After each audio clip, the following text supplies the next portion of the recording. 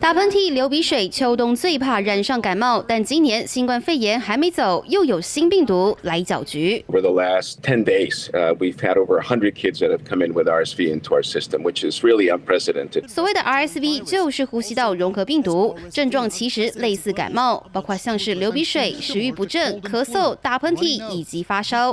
医师更提醒，出现这个症状赶紧就医。 Obviously, if your child looks blue around their mouth or lips or their fingernails, that's a really serious sign and you should seek medical care right away. 光是美国从8月开始，病例急剧攀升，最近1周就出现7300多例，创下2年多来高峰。目前全美有74%的儿科病床全满，部分儿童医院甚至没有病床，只能临时搭起帐篷，利用更多空间。 We're socially distanced, that we're wearing masks for a long time, properly so, and we needed to do that to prevent COVID infections.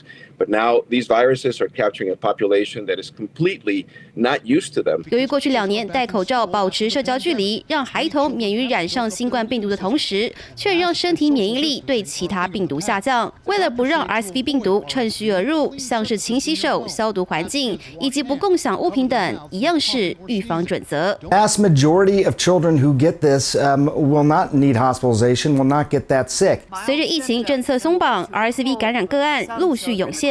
专家提醒，婴幼儿必须特别注意，不想被病毒传染，做好个人卫生，才能避免疾病上升。三立新闻黄泉报道。